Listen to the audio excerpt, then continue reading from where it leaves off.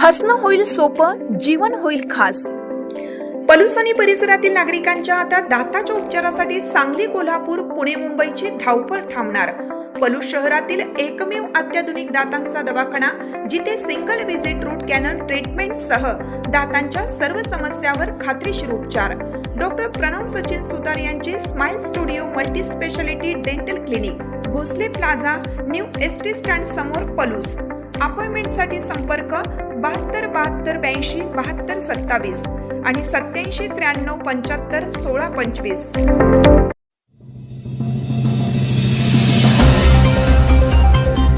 येळावीत चीनचा बेदाणा आयाती बंदी संदर्भात द्राक्ष बागायतदारांची बैठक. मंगळवारी 20 जानेवारीला जिल्हाधिकारी कार्यालयावर मोर्चा. येळावी तालुका तासगाव परिसरातील द्राक्ष बागायतदार व बेदाणा उत्पादकांची महत्त्वाची बैठक पार पडली.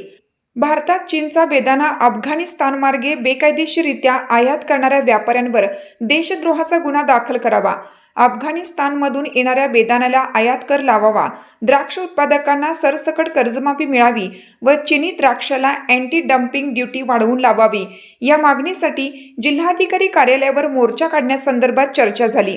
महाराष्ट्र राज्य द्राक्ष बागायतदार संघाचे उपाध्यक्ष मारुती चव्हाण यांनी द्राक्ष उत्पादकांना मार्गदर्शन केलं.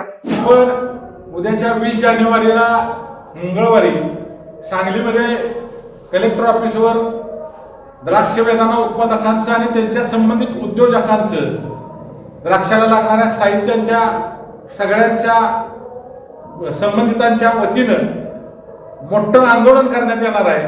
आणि या आंदोलनातल्या सगळ्यात प्रमुख मागण्या असणार आहे की आपल्याला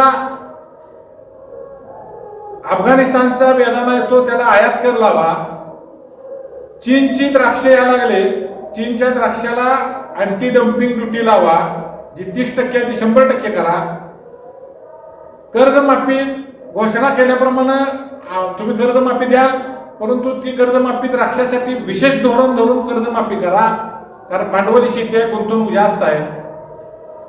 तिसरी मागणी, न्यूझीलंडच्या मनुक्याचा आयात कर माफ केलाय तो आयात कर लावा. त्याच्या पुढची मागणी आहे सांगली जिल्ह्यात ICD पोर्ट करा. त्याच्या पुढची मागणी आमची आहे की आम्हाला जी तुम्ही बाहेरच्या देशातनं फळं घ्यायला लागलाय, उदाहरणार्थ न्यूझीलंड सारख्या देशाच्या फळांचे आयात कर तुम्ही कमी केलाय, तो आयात कर तुम्ही कमी करू नका, तर तो आयात कर माफ केला तो आयात कर लावा.